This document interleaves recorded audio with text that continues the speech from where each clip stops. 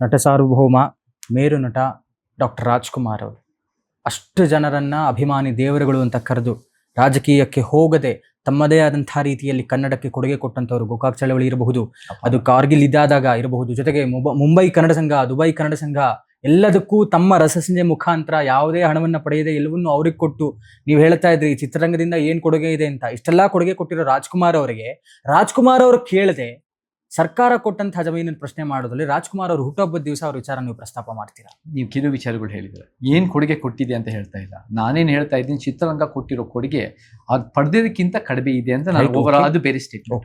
ಎರಡನೇದು ಅಣ್ಣವರ ಕೊಡುಗೆ ಬಗ್ಗೆ ನಮ್ಗೆಲ್ಲರಿಗೂ ಬಹಳ ಅಭಿಮಾನ. ಕರ್ನಾಟಕದ ಪ್ರತಿಯೊಬ್ಬ ವ್ಯಕ್ತಿ ಯಾರು ಅಣ್ಣ ಡಾಕ್ಟರ್ ರಾಜ್ಕುಮಾರ್ ಅಭಿಮಾನಿ ಸಂಘ ಅಂತ ಕಟ್ಕೊಳ್ಳೋರು ಮಾತ್ರ ಅಲ್ಲ, ಅವ್ರ ಅಭಿಮಾನಿಗಳು. ಅವರು ಎಷ್ಟು ಮಟ್ಟಿಗೆ ಅವ್ರು ನಿಜವಾಗ್ಲೂ ಅಭಿಮಾನಿಗಳು ಬೇರೆ ಬೇರೆ ರೀತಿ ವರ್ತಿಸಿದ್ರೆ ಅಂತ ಪ್ರಶ್ನೆ ಬರುತ್ತೆ.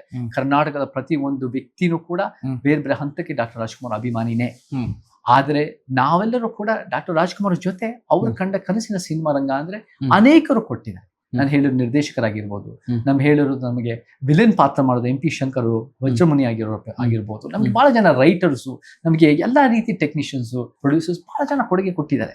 ಸೊ ಅಂತ ಚಿತ್ರರಂಗನ ನಾವು ಅದು ಅಣ್ಣವರ ಕನಸು ಅಂತ ನಾವು ನೋಡ್ತೀವಿ. ಇಡೀ ಚಿತ್ರರಂಗದ ಬೆಳವಣಿಗೆ, ನಾವೆಲ್ಲ ಚಿತ್ರರಂಗದ ಅಭಿಮಾನಿಗಳು.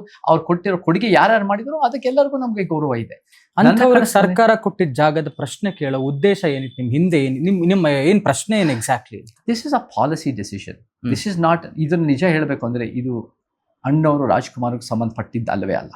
ಅವ್ರ ಜಾಗದ ಪ್ರಶ್ನೆ ಅಂದ್ಮೇಲೆ ಅವ್ರಿಗೆ ಸಂಬಂಧಪಟ್ಟಿದ್ದಲ್ಲ. ನಿಜ ಹೇಳ್ಬೇಕು ಅಂದ್ರೆ ಡಾಕ್ಟರ್ ರಾಜ್ಕುಮಾರ್ ಅವರು ಬದುಕಿರೋ ಕಾಲದಲ್ಲಿ ಅವ್ರಿಗೆ ಕೇಳಿದ್ರೆ ನಮ್ಮ ಸ್ಮಾರಕ, ಯಾಕಂದ್ರೆ ಅವರು ಒಂದು ಸೈಟ್ ಅನ್ನ ಸರ್ಕಾರ ಕೊಡ್ಬೇಕಾಗಿದ್ರೆ ಅದನ್ನ ರಿಜೆಕ್ಟ್ ಮಾಡಿದ ಅಂತ ನಮ್ಗೆ ಗೊತ್ತಿದೆ. ಅಷ್ಟು ದೊಡ್ಡತನ, ಅಷ್ಟು ದೊಡ್ಡ ಗುಣ ಇರೋ ವ್ಯಕ್ತಿ ಅವ್ರಿಗೆ ನಿಮ್ಗೆ ಒಂದು ಸ್ಮಾರಕ ಮಾಡ್ಕೊಡ್ತೀವಿ ಅಂದ್ರೆ ಅವರೇ ನಮ್ಗೆ ಬೇಡವೇ ಬೇಡ ಅಂತ ಹೇಳೋರು. That is the mind set of that person. ಅದಕ್ಕೆ ನಾವು ಇವತ್ತು ವಿ ಅಡ್ಮೈರ್ ಹಿಮ್, ಅದಕ್ಕೆ ವಿ ರೆಸ್ಪೆಕ್ಟ್ ಹಿಮ್. ಆದ್ರೆ ಸರ್ಕಾರಗಳು, ನನ್ನ ಉದ್ದೇಶ ಏನಂದ್ರೆ ಈ ಸರ್ಕಾರಗಳು ಇವತ್ತು ಆ ವ್ಯಕ್ತಿಗಳು ಅವರೆಲ್ಲ ಇವತ್ತು ರಾಮರಾಜ್ಯ ಕಟ್ತೀವಿ ಅಂತ ಹೇಳ್ತಿರೋ ಸರ್ಕಾರಗಳು, ಅವ್ರೇನು ಎಲ್ಲೂ ಹೋಗಿಲ್ಲ. ಅದು 20 ವರ್ಷ ಆಗಿರ್ಬೋದು, ಆದ್ರೆ 20 ವರ್ಷ ಪ್ರಶ್ನೆ ಇತ್ತು 2006 ಅಲ್ಲಿ ಆಗಿದ್ದು 20 ವರ್ಷಗಳ ಕಥೆಯನ್ನ ಈಗ ಎತ್ತಿ ಅದು ಸಮಂಜಸ ಅನ್ಸುತ್ತಾ ನಿಮ್ಗೆ? ನಾನು ಅವಲೇ ಹೇಳ್ದಂಗೆ ನಮ್ಮ ಸ್ಟಾರ್ ಕಲ್ಚರ್ ವಿರುದ್ಧದ ಹೋರಾಟ 1 ದಶಕದಿಂದ ನಾವು ಮಾಡ್ತಾ ಇದೀವಿ. ಅದು ಕೂಡ ಜಾಗೃತಿ ಮೂಡಿಸ್ತಾ ಇದೀವಿ, ಅದಕ್ಕಿಂತ ಬಹಳ ಅವೇರ್ನೆಸ್ ಮೂಡಿಸ್ತಾ ಇದೀವಿ. ಈ ವಿಚಾರ ನಾನು ಹೇಳ್ದಂಗೆ ಇಟ್ಸ್ ಅ ಗವರ್ಮೆಂಟ್ ಪಾಲಿಸಿ. ನೀವು ಸೆಲೆಕ್ಟಿವ್ ಆಗಿ ಗವರ್ಮೆಂಟ್ ಪಾಲಿಸಿ ಮಾಡಿದ್ರೆ ಫಸ್ಟ್ ಆಫ್ ಆಲ್ ಏನಾಗತ್ತೆ ಅಂದ್ರೆ, ಸೆಲೆಕ್ಟಿವ್ ಎಲ್ಲಿದ್ದಾರೆ ನಿಮ್ ಪ್ರಕಾರ? ಈಗ ಬೇರೆ ಬೇರೆ ಎಷ್ಟು ಜನ ನಟರಿಗೆ ಆಲ್ ಓವರ್ ಇಂಡಿಯಾ ತಗೊಳ್ಳೋಣ, ಕರ್ನಾಟಕದಲ್ಲೇ ತಗೊಳ್ಳೋಣ, ಸರ್ಕಾರ ಯಾರಿಗೂ ಕೊಟ್ಟೇ ಇಲ್ವಾ ಜಾಗ? ನಾನು ಆಲ್ ಓವರ್ ಇಂಡಿಯಾದ ಬಗ್ಗೆ ನಾನು ಮಾತಾಡೋದು ಆಯ್ತು. ಕರ್ನಾಟಕದಲ್ಲಿ ಸರ್ಕಾರ ಬೇರೆ ಯಾರಿಗೂ ಜಾಗ ಕೊಟ್ಟೇ ಇಲ್ವಾ? ನನ್ನ ಕಣ್ಣಿಗೆ ನನಗೆ ಗೊತ್ತಿರೋ ಹಾಗೆ ಎಲ್ಲೂ ಕೂಡ 2.5 ಎಕರೆಯಷ್ಟು ಸಿಟಿ ಸೆಂಟರ್ ಬೆಂಗಳೂರಿನಲ್ಲಿ ಕೊಟ್ಟಿರೋದು ನಾನು ನೋಡಿಲ್ಲ. ಇವಾಗ ಯಾರಿಗಾದ್ರೂ ಕೊಟ್ಟಿದ್ದಾರೆ ನಮ್ಗೆ, ಫಾರ್ ಎಕ್ಸಾಂಪಲ್ ನಮಗ್ ಮಾದರಿ ಇರೋರು ಪ್ರೊಫೆಸರ್ ಬಿ ಕೃಷ್ಣಪ್ಪ ಅವರು. ಪ್ರೊಫೆಸರ್ ಬಿ ಕೃಷ್ಣಪ್ಪ ಅವ್ರು ಬಹಳ ದೊಡ್ಡ ಕೊಡುಗೆ ಇದೆ. ಅವರು ತೀರ್ಕೊಂಡಿದ್ದ ದಿನ ಇದೇ ಏಪ್ರಿಲ್ ಎಂಡ್ ಅಲ್ಲಿ ಬಂದಿತ್ತು. ಹರಿಹರದಲ್ಲಿ ಬಹಳ ದೊಡ್ಡ ಪ್ರಮಾಣದಲ್ಲಿ ಒಂದು ಸ್ಮಾರಕ ಮಾಡಿದ್ದಾರೆ. ಹುಟ್ಟೂರಿನಲ್ಲಿ ಮಾಡಿದ್ದಾರೆ, ಚೆನ್ನಾಗಿದೆ. ಅಲ್ಲೂ ಹೋಗಿದ್ದೀನಿ, ಅಲ್ಲೂ ನೈಟು ಇದ್ದಿದ್ದೀನಿ, ಅಲ್ಲಿ ಹೋರಾಟಗಳು ಎಷ್ಟೋ ಮಾಡಿದ್ದೀನಿ. ಅಲ್ಲಿ ನಮ್ಗೆ ಕುವೆಂಪು ಅವರ ಕುಪ್ಪಳ್ಳಿನಲ್ಲಿ ಅವ್ರ ಮನೆಯಲ್ಲಿ ಬಹಳ ಚೆನ್ನಾಗಿ ಮೆಮೋರಿಯಲ್ ಮಾಡಿದ್ದಾರೆ. ಅಲ್ಲೂ ಕೂಡ ಅನೇಕ ಬಾರಿ ನಾನು ಹೋಗಿದ್ದೀನಿ ತೀರ್ಥಹಳ್ಳಿ ಹತ್ರ. ಹಾಗೇನೆ ನಿಮ್ ಪ್ರಕಾರ ಸದಾಶಿವನಗರದಲ್ಲೇ ಅಣ್ಣವ್ರು ಮಾಡ್ಕೋಬೇಕಿತ್ತು ಅಂತನಾ? ಮಾಡ್ಬೇಕಿತ್ತು ಅಂತ ನೋಡಿ, ನನ್ನ ಪ್ರಕಾರ ಏನಿದೆ ಅಂದ್ರೆ, ನಮಗೆ ಒಬ್ಬರಿಗೆ ಮಾತ್ರ ನಾವು ಕೊಟ್ಟಾಗ, ಲ್ಯಾಂಡ್ ಕೊಟ್ಟಾಗ, ಸಿಟಿ ಸೆಂಟರ್ ನಲ್ಲಿ ಕೊಟ್ಟಾಗ ನಮ್ಗೆ ಎಷ್ಟು ಅಂತ ಲ್ಯಾಂಡ್ ಇರೋದು. This is a land issue. ಆ ಲ್ಯಾಂಡ್ ಅನ್ನ ನಿಜವಾಗ್ಲೂ ನಮ್ಗೆ ಅಣ್ಣವರಿಗೆ ಗಾಜನೂರಲ್ಲಿ, ನಾನು ಸುತ್ತಮುತ್ತ ಅಲ್ಲಿ ಹೋಗಿ ಅವ್ರ ಮನೆ ನೋಡ್ಕೊಂಡ್ ಬಂದಿದ್ದೀನಿ. ನಾನು ಕೂಡ ಅಲ್ಲಿ ಹೋಗಿ ಅಲ್ಲಿ ಏನೇನಾಗಿದೆ, ಎಷ್ಟು ಎಲ್ಲಿಂದ ಬೆಳ್ಕೊಂಡ್ ಬಂದಿದೆ ಅಂತ ನೋಡಿದೀನಿ. ಎಷ್ಟೋ ನಾನು ಏಕಪಾತ್ರ ಅಭಿನಯ ಮಾಡಿರೋದಲ್ಲ ಅಲ್ಲಿ ಆ ಮನೆದ ಗೋಡೆ ಮೇಲೆ ಹಾಕಿದ್ದಾರೆ ಅವರ ಒಂದು. ಅದೆಲ್ಲ ನಮ್ಗೆ ಬಹಳ ಸಂತೋಷ ಆಯ್ತು, ಬಹಳ ಒಂದು ಖುಷಿ ಕೊಡ್ತು, ನನಗೂ ಕೂಡ ಒಂದು ಶಕ್ತಿ ತುಂಬಿತು. ಆದ್ರೆ ಗವರ್ಮೆಂಟ್ ಪಾಲಿಸಿ ಅನ್ನೋದು ಸೆಲೆಕ್ಟಿವ್ ಆದಾಗ ಜಾಸ್ತಿ ಸಮಸ್ಯೆಗಳು ಉಂಟಾಗ್ತವೆ. ನೀವು 2.5 ಎಕರೆ ಅಲ್ಲಿ ಕೊಟ್ಟಾಗ ಇವೆಲ್ಲೂ ಕೂಡ ಚರ್ಚೆ ಬರುತ್ತೆ, ವಿಷ್ಣುವರ್ಧನ್ ಅವ್ರಿಗೆ ಯಾಕೆ ಕೊಟ್ಟಿಲ್ಲ ಅಂತ. ಇಲ್ಲ, ನಾನು ಬರ್ತೀನಿ ಅದಕ್ಕೆ. ನಿಮ್ ಉದ್ದೇಶ ಏನಿತ್ತು ಹಾಗಾದ್ರೆ? ಆ 2.5 ಎಕರೆಯನ್ನ ರಾಜ್ಕುಮಾರ್ ಅವರು ಕೊಡೋದ್ ಬಿಟ್ಟು ಬಡವರಿಗೆ ಕೊಡ್ಬೇಕಿತ್ತು ಅಂತ? ಹಾಗೆ ನಾನು ಹೇಳ್ತಾ ಇಲ್ಲ. ನಾನೇನ್ ಹೇಳಿದ್ದೀನಿ, ಸದುಪಯೋಗ ಪಡಿಸ್ಕೊಳ್ಳಬಹುದಿತ್ತು ಅಂತಲ್ವಾ? It should be used. 2.5 acres ಅಷ್ಟೇ ಅಲ್ಲ, ಆ 2.5 acres ಆದ್ಮೇಲೆ 1.25 ಎಕರೆನೂ ಕೂಡ ಅಂಬರೀಶ್ ಅವ್ರದ್ದು ಕೊಡ್ಬೇಕಾಗಿ ಬಂತು. ಸೊ ಅಲ್ಲೂ ಕೂಡ ಒಂದು 4.25 ಎಕರೆ ಅಷ್ಟಿದೆ. ಇದು city centre. Land is the major fight. ನಮಗೆ ಸಂತೋಷ್ ಅವರೇ, 10ರಿಂದ 12,000 ವರ್ಷಗಳಿಂದ ಯಾರತ್ರ ಲ್ಯಾಂಡ್ ಇರುತ್ತೋ ಅವರೇ ಪ್ರಭಾವಿಗಳು, ಯಾರತ್ರ ಇಲ್ವೋ ಬೇರೆ ಬೇರೆ ಹಂತಕ್ಕೆ ಆ ಪ್ರಭಾವಿಗಳು. ಅದು ಇವತ್ತಿಗೂ ವಾಸ್ತವ. Who has the access to land. ಇವತ್ತು ನಮಗೆ ಫಾರೆಸ್ಟ್ ರೈಟ್ಸ್ ಆಕ್ಟ್ ಅಂತ ನಾವು ಆದಿವಾಸಿಗಳು ಫೈಟ್ ಮಾಡ್ತಾ ಇದ್ದೀವಿ. ಅವ್ರು ಇವತ್ತಿಗೂ ಕಾಡ್ನಲ್ಲಿ ಹಕ್ಕಿಲ್ಲ, ಅದು ನಮಗೆ ಬೇಕಿದೆ. PTCL ವಿಚಾರದಲ್ಲಿ ದಲಿತರು ಫೈಟ್ ಮಾಡ್ತಾ ಇದ್ದಾರೆ. ನಮ್ಗೆ ಇವತ್ತು ನಮ್ಗೆ ಬೇರೆ ಬೇರೆ ಮೈನಿಂಗ್ ಗಳು ಏನೇನ್ ಆಗ್ತಾ ಇದೆ, ಹೊಳಲ್ಕೆರೆ, ಸಂಡೂರಿನಲ್ಲಿ ರೈತರಿಗೆ ಅನ್ಯಾಯ ಆಗ್ತಾ ಇದೆ, ಅದು ಫೈಟ್ ಆಗ್ತಾ ಇದೆ. ಲ್ಯಾಂಡ್ ಫಾಕ್ಸ್ಕಾನು, ITBTಗೆ ಏನೇನ್ ಬೆನಿಫಿಟ್ ಸಿಗ್ತಾ ಇದೆ, ಲ್ಯಾಂಡ್ ಇಂದ 106 ಎಕರೆ ದೇವನಹಳ್ಳಿ ಹತ್ರ, ಇವೆಲ್ಲ ಕೂಡ ಚರ್ಚೆ, ಇವೆಲ್ಲ ಕೂಡ ನಾನು ಮಾತಾಡಿದ್ದೀನಿ, ಹೋರಾಟ ಮಾಡಿದ್ದೀನಿ. ಅಲ್ಲೋಗಿ ನಿಂತು ಅನ್ಯಾಯ ವಿರೋಧ ನಾನು ಜಾಗೃತಿ ಮೂಡಿಸಕ್ಕೆ, ನ್ಯಾಯ ಕೊಡ್ಸಕ್ಕೆ ನಾನು ಹೋರಾಟ ಮಾಡ್ಕೊಂಡ್ ಬರ್ತಾ ಇದ್ದೀನಿ. ಅವ್ ಯಾವುದು ಕೂಡ ಮೀಡಿಯಾಕ್ಕೆ ಇಂಟ್ರೆಸ್ಟ್ ತೋರಿಸಿಲ್ಲ. ಇದು ಸತ್ತಿರೋರ ಸ್ಮಾರಕ, ಅದು ಮೇರು ನಟರ ಸ್ಮಾರಕ. ಬಟ್ ನಾನು ಇನ್ನೊಂದು ಪ್ರಶ್ನೆ ಇದೆ ಚೇತನ್ ಅವರೇ, ಆಲ್ರೆಡಿ ಇದು ಆಗಿದೆ 2006ರಲ್ಲಿ, 20 ವರ್ಷ ಕಟ್ಟಿ, it is already built sir. ಸ್ಮಾರಕ ದೇವಸ್ಥಾನದ ತರ ದಿನ ಜನ ಹೋಗ್ತಾ ಇರ್ತಾರೆ. ಈಗ ಅದನ್ನ ಪ್ರಶ್ನೆ ಮಾಡಿದ್ ಏನ್ ಅರ್ಥ ಇದೆ? ಈಗ ಅದನ್ನೇನಲ್ಲೆಲ್ಲ ತೆರವುಗೊಳಿಸ್ಬಿಟ್ಟು ಅದನ್ನ ಬಡವರು ಕೊಡಕ್ಕಾಗತ್ತೆ ನೀವು ಹೇಳಿದ್ರಿ. ಯಾವ್ದು ನಾನು ಅದನ್ನ ಮಾಡಿ ಅಂತ ನಾನು ಎಲ್ಲೂ ಹೇಳಿಲ್ಲ. ಅಲ್ಲ, ಯು ಮೆಂಟ್ ಆ ಜಾಗ ಸದುಪಯೋಗ ಆಗ್ಬೋದಿತ್ತು ನಿಮ್ಮ ಪೋಸ್ಟ್ ಪ್ರಕಾರ. ನಮ್ಮ ಪ್ರಕಾರ ಏನಂದ್ರೆ, ಪ್ರತಿಯೊಂದು ಸರ್ಕಾರ ತಗೊಳ್ಳೋ ಒಂದು ನಿರ್ಧಾರ, ಅದರಿಂದ ಬೇರೆ ಬೇರೆ ಕಾನ್ಸಿಕ್ವೆನ್ಸಸ್ ಆಗತ್ತೆ, ಪರಿಣಾಮಗಳು ಇರತ್ತೆ. ನೀವು ಸರ್ಕಾರ ಸುಮ್ನೆ ನಿಮ್ಗೆ ಏನ್ ಅನ್ಸತ್ತೋ ಅದನ್ನ ಮಾಡಕ್ ಹೋದ್ರೆ, ನಿಮ್ಗೆ ಏನ್ ಒಂದ್ ರೀತಿ ಲಾಭ ಆಗತ್ತೆ, ವೋಟ್ ಬ್ಯಾಂಕ್ಗಳಿಗೋಸ್ಕರ ಒಂದ್ ರೀತಿ ಮಾಡಕ್ ಹೋದ್ರೆ, ಅದರಿಂದ ಸಮಸ್ಯೆಗಳು ಬಗೆಹರಿಯಲ್ಲ, ಇನ್ನೂ ಸಮಸ್ಯೆಗಳು ಉಂಟಾಗ್ತವೆ. ಫಾರ್ ಎಕ್ಸಾಂಪಲ್, ನಮಗೆ ಈ ಒಂದು ಸ್ಮಾರಕದ ವಿಚಾರ, ಸ್ಮಾರಕ ಪಾಲಿಟಿಕ್ಸ್ ಇಂದ ವಿಷ್ಣುವರ್ಧನ್ ಅವರ ಸ್ಮಾರಕದ್ದು ಬಹಳ ದೊಡ್ಡ ಮಟ್ಟದ ಚರ್ಚೆಗಳಾಗಿದೆ. ಅದೇ ನನ್ನ ಪ್ರಶ್ನೆ ಇದೆ, ನೀವು ಹೆಸರುಗಳನ್ನ ಪ್ರಸ್ತಾಪ ಮಾಡದೆ ಈ ತರ ರಾಜ್ಕುಮಾರ್ ಅವರ ಸಮಾಧಿ ವಿಚಾರವನ್ನ ತಂದು ವಿಷ್ಣುವರ್ಧನ್ ಅವರ ಅಭಿಮಾನಿಗಳನ್ನ, ಶಂಕರ್ ನಾಗ್ ಅವರ ಅಭಿಮಾನಿಗಳನ್ನ ಎತ್ತಿ ಕಟ್ಟುವಂತಹ ಕೆಲಸವನ್ನು ಮಾಡ್ತಾ ಇದ್ದಾರೆ ಚೇತನ್ ಅಂತ. ಅದು ಎತ್ತಿ ಕಟ್ಟುವ ಪ್ರಶ್ನೆನೇ ಅಲ್ಲ.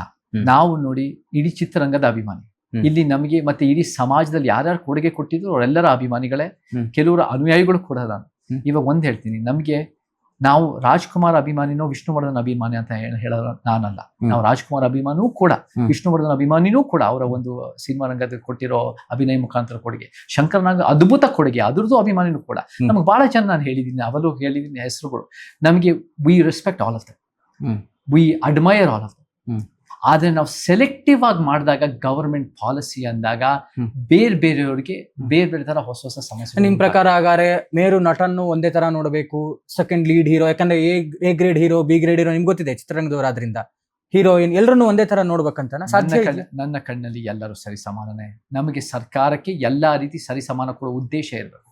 ಮಾರ್ಕೆಟ್ ಫೋರ್ಸಸ್ ನೋಡಿ ಸಂತೋಷ್ ಅವರೇ, ಮಾರ್ಕೆಟ್ ಫೋರ್ಸಸ್ ಒಬ್ಬ ಲೀಡ್ ಹೀರೋಗೆ ಬಹಳ ಬಿಲ್ಡಪ್ ಕೊಡ್ತಾರೆ, ಅದು ಸಕ್ಸಸ್ಫುಲ್ ಲೀಡ್. ಸಹಜವಾಗಿ that's how the cinema Ranga is built.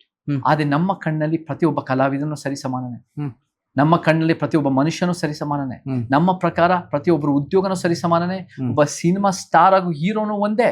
ನಾನು ಅವಾಗಲೇ ಹೇಳ್ದಂಗೆ, ಆದಿವಾಸಿಗಳಾಗಿ ಬದುಕ್ತಿರೋ ಒಂದು ಕಾಡ್ನಲ್ಲಿರೋ ಮಹಿಳೆನು 100 ವರ್ಷಗಳ ಇತಿಹಾಸ ಕನ್ನಡ ಚಿತ್ರರಂಗಕ್ಕೆ. ಎಷ್ಟು ವರ್ಷ ಆಗಿಲ್ಲದೆ ಇರೋದು ನೀವು ಚೇತನ್ ಬದಲಾಯಿಸ್ತಾರ? ಪ್ರಶ್ನೆ ಪ್ರಕಾರ ನಾನು ಬದಲಾಯಿಸಕ್ ಹೋಗಿಲ್ಲ ಸಂತೋಷ್ ಅವರೇ. ನಾನೇನ್ ಮಾಡಕ್ ಹೋಗಿದ್ದೀನಿ ಅಂದ್ರೆ, ಒಂದು ಜಾಗೃತಿ ಮೂಡಿಸಕ್ಕೆ ಸಿನಿಮಾ ರಂಗದಲ್ಲಿ ಅನೇಕರು ಕೊಡುಗೆ ಕೊಟ್ಟಿದ್ದಾರೆ. ಒಳಗಿರೋರು, ಸಮಾಜ ಕೊಟ್ಟಿರೋರು ಅಪಾರ ಜನ ಇದ್ದಾರೆ. ಕಲೆ ಕೊಟ್ಟಿರೋ, ನನಗೆ ಗೌರವ ಇರೋರು ಗುಬ್ಬಿ ವೀರಣ್ಣವರಾಗಿರ್ಬೋದು, ನಮ್ಗೆ ಗುರುರಾಜ ನಾಯ್ಡು ಅವ್ರ ಹರಿಕತೆ ಕೇಳಿ ಬೆಳೆದಿರೋದು, ಎಕ್ಸ್ಟ್ರಾರ್ಡಿನರಿ ಕಾಂಟ್ರಿಬ್ಯೂಷನ್ ಅವ್ರದ್ದು ನಮ್ಮ ಕಲೆಗೆ. ನಮ್ಗೆ KV ಸುಬ್ಬಣ್ಣ ಅವ್ರದ್ದು, ಬಹಳ ಜನ ನಮ್ಗೆ ಅದ್ಭುತ ಕೊಡುಗೆ ಕೊಟ್ಟಿದ್ದಾರೆ. ಅವರ ಕೊಡುಗೆ ನಾವ್ ಯಾಕೆ ಗುರುತಿಸ್ತಾ ಇಲ್ಲ? If you wanted to question Congress ಪಕ್ಷ, ಮೆನ್ಷನ್ಡ್ ಅಲ್ಲ, ನೀವೀಗ ಗವರ್ನಮೆಂಟ್ ಪ್ರಶ್ನೆ ಕೇಳ್ತಾ JDS ಮಾಡಿರೋದು ನನ್ನ ಕಣ್ಣಲ್ಲಿ. ನೋ, ನೀವೀಗ ಪ್ರಶ್ನೆ ಕೇಳಿದ್ ಸರ್ಕಾರಕ್ಕಲ್ವಾ ಜಾಗದ ವಿಚಾರದಲ್ಲಿ? ಬಟ್ ಅದನ್ನ ಸ್ಮಾರಕ ಮಾಡಿದ್ ನನಗೆ ಗೊತ್ತಿರೋ ಹಾಗೆ 2006ನಲ್ಲಿ JDS. ಅಲ್ಲ, ಐ ನೋ ಇಟ್. ನೀವು ನೇರವಾಗಿ ಪ್ರಶ್ನೆ ಈಗಾನು ಕೇಳಬೇಕಿದ್ರು you could have mentioned that. ಆದ್ರೆ ನೀವು ಮಾಡಿದಂಥದ್ದು ರಾಜ್ಕುಮಾರ್ ಅವ್ರ ಹುಟ್ಟುಹಬ್ಬದ ದಿವಸವೇ ಅದನ್ನೊಂದು ಕಿಡಿ ಹುಚ್ಚುವಂತ ಕೆಲಸ ಮಾಡಿದ್ರಿ ಅಂತ. ನಾನು ಗವರ್ಮೆಂಟ್ ನ ಪ್ರಶ್ನೆ ಮಾಡಿದ್ದೆ ಆ ಟ್ವೀಟ್ ನಲ್ಲಿ. ಗವರ್ಮೆಂಟ್ ಮಾಡಿರೋ ಪಾಲಿಸಿ ಇದು ಎಷ್ಟು ಮಟ್ಟಿಗೆ ಸರಿ, ಲ್ಯಾಂಡಿನ ವಿಚಾರದಲ್ಲಿ ಎಷ್ಟು ಮಟ್ಟಿಗೆ ನೀವು ಪ್ರಶ್ನೆ ಮಾಡಕ್ಕೆ ಇದು ಏನ್ ಅನ್ಸತ್ತೆ ನಿಮ್ಗೆ ಅಂತ ಕೇಳಿದೀನಿ. ಫಸ್ಟ್ ಲೈನ್ ನಲ್ಲೇ ಹೇಳಿದೀನಿ, ನಮ್ಗೆ ಅದ್ಭುತವಾದ ಮಹಾನ್ ಕೊಡುಗೆ ಕೊಟ್ಟಿರೋ ಹೆಸರುಗಳು ಮೆನ್ಷನ್ ಮಾಡಬಹುದಿತ್ತು. ಒಂದೇ ಹೇಳ್ತೀನಿ ಸಂತೋಷ್ ಅವರ ಎಲ್ಲ ಇಂಟರ್ವ್ಯೂಗಳನ್ನ ಹೆಸರುಗಳು ಮೆನ್ಷನ್ ಮಾಡ್ಕೊಂಡ್ ಬಂದಿದ್ದೀನಿ. ಆದರೆ ಆ ಪೋಸ್ಟ್ ನಮಗೆ ಟ್ವೀಟು ಸೋಷಿಯಲ್ ಮೀಡಿಯಾ ಎಕ್ಸ್ ನಲ್ಲಿ ಸಿಗೋದೇ 3 ಲೈನ್. ಆ 3 ಲೈನ್ ನಲ್ಲಿ ಒಂದು ವಿಚಾರ ಮಂಡನೆ ಮಾಡಿ, ಆ 3 ಲೈನ್ ತಕ್ಕಂತೆ ನಾನು ಮಾಡಿದ್ದೀನಿ. ಪ್ರತಿಯೊಂದು ಪೋಸ್ಟ್ ಕೂಡ ವಿಚಾರಗಳು ನಾನು 3 ಲೈನ್ ನಲ್ಲಿ ಮಾಡ್ತೀನಿ. ಆದ್ರೆ ಅದನ್ನ ಇನ್ನೂ ದೊಡ್ಡ ಪ್ರಮಾಣದ ಚರ್ಚೆ ಆದ್ರೆ ಅದನ್ನ ಬಿಡಿಸಿ ಹೇಳಕ್ ನಾನು ಯಾವಾಗಲೂ ತಯಾರಿದ್ದೀನಿ. ಬಟ್ ಅದು ನನಗೆ ದೊಡ್ಡ ಮಟ್ಟದ ಚರ್ಚೆ ಆಗ್ಬೇಕು ಅಂತ ಉದ್ದೇಶ. ಅದಾದ್ಮೇಲೆ ಆದಂತಹ ಘಟನೆಗಳು ನಿಮಗೆ ಗೊತ್ತಿದೆ. ನಿಮ್ಮ ಮನೆ ಹತ್ರಕ್ಕೆ ಬರ್ತಾರೆ ರಾಜ್ಕುಮಾರ್ ಅಭಿಮಾನಿಗಳ ಸಂಘದವರು, ನಿಮಗೆ ಒಂದು ರೀತಿಯಲ್ಲಿ ಕ್ಷಮೆ ಕೇಳಲೇಬೇಕು ಅನ್ನುವಂತಹ ಒತ್ತಡವನ್ನ ತರ್ತಾರೆ. ಆ ಕ್ಷಣಕ್ಕೆ ಹೆದರ್ಕೊಂಡು ಕ್ಷಮೆ ಕೇಳಿದ್ರ ಚೇತನ್ ನೆಕ್ಸ್ಟ್ ಡೇ ಉಲ್ಟಾ ಹೊಡೆದ್ಬಿಟ್ರಲ್ಲ ಚೇತನ್ ಅಂತಾನು ಚರ್ಚೆ ಆಗ್ತಾ ಇದೆ. ನಾನ್ ಎಲ್ಲೂ ಹೆದರೋ ಪ್ರಶ್ನೆನೇ ಬರಲ್ಲ. ಹೆದರ್ಕೊಂಡಿರೋದು ಅನ್ನೋದು ಇಲ್ಲವೇ ಇಲ್ಲ. ನನಗೆ ಫಸ್ಟ್ ಬಂದಿರೋರು ಗುಂಪು ಯಾರಿದ್ರು ಅಂದ್ರೆ ಒಬ್ರು ನಂಗೆ ಪರಿಚಯ ಇರೋರು ಇದ್ರು, ಹ್ಮ್. ಅವರೆಲ್ಲ ಸ್ವಲ್ಪ ಮನೆ ಒಳಗೆ ಬಂದ್ಬಿಟ್ಟು ಹ್ಮ್. ಸರಿಯಪ್ಪ ನಾವು ಕೂತ್ಕೊಂಡು ಮಾತಾಡಿದ್ವಿ, ಹೆಂಗ್ ಮಾಡುತ್ತೆ ಹಿಂಗೆ ಹಂಗೆ ಆಯ್ತಪ್ಪ. ಆಮೇಲೆ ಶಿವರಾಮೇಗೌಡರು ಕೂಡ ಬಂದಿದ್ರು. ಹ್ಮ್. ಶಿವರಾಮೇಗೌಡರ ಜೊತೆ ನಾನು ಬಹಳ ಹೋರಾಟ ಮಾಡಿದ್ದೀನಿ. ಹ್ಮ್. ಅವರ ಕೊಡುಗೆ ಬಗ್ಗೆ, ಅವರ ಒಂದು ಪ್ರಾದೇಶಿಕತೆ ಬಗ್ಗೆ ಇರೋ ಅಭಿಮಾನ ಮತ್ತೆ ಹೋರಾಟದ ಕಿಚ್ಚು ನನಗೆ ಅದ್ರ ಬಗ್ಗೆ ಗೌರವ ಇದೆ. ಹ್ಮ್. ಇವರೆಲ್ಲರಿಗೂ ಕೂಡ ಎಲ್ಲ ಒಂದ್ ಕಡೆ ನೋವಾಗಿದೆ ಅಂದ್ರೆ ಹ್ಮ್. ಅದು ನನ್ನ ಉದ್ದೇಶ ಆಗಿರ್ಲಿಲ್ಲ. ನಾನು ಅದಕ್ಕೆ ಹೇಳಿದೆ, ಹ್ಮ್. ಖಂಡಿತ ಯಾರಿಗಾದ್ರೂ ನೋವಾಗಿದ್ರೆ ನನ್ನ ಹ್ಮ್. ಪೋಸ್ಟ್ ಇಂದ ಅದು ನನ್ನ ಉದ್ದೇಶ ಆಗಿರ್ಲಿಲ್ಲ. ಹ್ಮ್. ನಾವೆಲ್ಲರೂ ಸೇರಿ ಒಂದು ಸಮಾಜ ಕಟ್ಟಣ, ಅಣ್ಣವ್ರು ಕಂಡಿರೋ ಚಿತ್ರರಂಗನ ಕಟ್ಟಣ ಅನ್ನೋದು ಮುಂದುವರ್ಸೋಣ ಅಂತ ನಾನು ಹೇಳಿದೆ. ಹ್ಮ್. ಅದ್ರ ನಂತರ ಈ ವ್ಯಕ್ತಿ ಸಾರಾ ಗೋವಿಂದ್ ಅವ್ರು ಬಂದು ಹ್ಮ್. ಅವಾಚ್ಯ ಶಬ್ದದಿಂದ ಬಳಸಿ, ಮಹಿಳಾ ನಿಂದನೆ ಮಾಡಿ, ಮನೆ ನುಗ್ಗಿ ಬರ್ತೀನಿ ಅಂತ ಹೇಳಿ, ಜೀವ ಬೆದರಿಕೊಳ್ಗೆ ಹಾಕಿ, ಕೂಗಿ ರಂಪಾಟ ರಾದ್ದಾಂತ ಮಾಡಿದ್ರೆ. ನಾನು ಮನೆ ಒಳಗಡೆನೆ ಬಂದಿಲ್ಲ. ನಿನ್ನೆ ಕೂಡ ನಿಮ್ ವಿರುದ್ಧ ಪ್ರವೀಣ್ ಶೆಟ್ಟರ್ ಬಣ ಇರ್ಬೋದು, ಸಾರಾ ಗೋವಿಂದ್ ಅವರು ಪ್ರತಿಭಟನೆ ಮಾಡ್ತಾರೆ, ನಿಮ್ಮನ್ನ ಏನ್ ಹೇಳ್ತಾರೆ ಕಳಿಸ್ಬಿಡ್ಬೇಕು ಹೊರಗಡೆ, ಗಡೀಪಾರು ಮಾಡಬೇಕು, ಇದೆಲ್ಲವೂ ಕೂಡ ಒತ್ತಡ ತರ್ತಾ ಇದ್ದಾರೆ, ಅವರು ಪ್ರತಿಭಟನೆ ಮಾಡ್ತಾ ಇದ್ದಾರೆ. ನೀವು ಹೇಳ್ತಾರೆ ನಾನು ಮನೆ ಒಳಗೆ ಹೋಗಿಲ್ಲ, ಅದನ್ನೆಲ್ಲ ಮೆನ್ಷನ್ ಮಾಡಿದ್ದಾರೆ FIR ಅಲ್ಲಿ. ಒಳಗೆ ಹೋಗಿರೋದು ಆರೋಪ ಯಾರು ಮಾಡಿಲ್ಲ, FIR ಅಲ್ಲಿ ಮೆನ್ಷನ್ ಮಾಡಿದ್ದಾರೆ ಅಂತ ಅದು ಹೇಳಿದ್ದಾರೆ. ನಿಜ ಇಲ್ಲ. FIR ನಲ್ಲಿ ಏನಾಗಿದೆ, ಅವ್ರ ಹಿಂದೆ ಆದ್ಮೇಲೆ ಅವ್ರ ಕಡೆಯವ್ರು ಸ್ವಲ್ಪ ಜನ ಒಳಗ್ ಬಂದಿದ್ದು ಅಂತ ಹೇಳಿರ್ಬೋದು, ಬಟ್ ಮನೆ ಒಳಗೆ ಸಾರಾ ಗೋವಿಂದ್ ಅವ್ರು ಬಂದಿದ್ದಾರೆ ಅಂತ ಯಾರು ಹೇಳಿಲ್ಲ, ಅದು ನಿಜನೂ ಅಲ್ಲ. ಆದ್ರೆ ನೀವು ಮನೆ ಒಳಗ್ ಬಂದಿಲ್ಲ ಅನ್ನೋ ಕಾರಣಕ್ಕೆ ಮನೆ ಒಳಗ್ ಒಳಗ್ ಬರೋಣ ಅಂತ ಡಾಕ್ಯುಮೆಂಟ್ ಎಲ್ಲ ರೀತಿ ಆಗಿದೆ. ಒಡೆದು ಒಳಗೋಗೋಣ ಅನ್ನೋ ರೀತಿನಲ್ಲಿ ಅವರೇ ಸ್ಟೇಟ್ಮೆಂಟ್ ಕೊಟ್ಟಿದ್ದಾರೆ. ಮನೆ ಮುಂದೆ ಬಂದು ರಾದ್ದಾಂತ ಮಾಡಿದ್ದಾರೆ.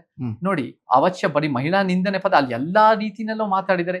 ಇದು ಅಣ್ಣವರ ಇದೇನ ಹೇಳ್ಕೊಟ್ಟಿರೋದು, ಡಾಕ್ಟರ್ ರಾಜ್ಕುಮಾರ್ ಅವರಿಂದ ಇದೇನ ನೀವು ಕಲ್ತಿರೋದು. ನೀವು ರಾಜ್ಕುಮಾರ್ ಅವ್ರ ಅಭಿಮಾನಿ ಅಂತ ಹೇಳ್ಕೊಳಕ್ ನಿಮ್ಗೆ ಯಾವ ಲಾಯಕ್ ಇದ್ದಾರೆ, ಯಾವ ಯೋಗ್ಯತೆ ಇದ್ದೀರಾ ನಿಮ್ಗಿದೆ ಅಂತ ಪ್ರಶ್ನೆ ನಾವು ಮಾಡ್ತಾ ಇದೀವಿ. ಸೊ ನಮಗೆ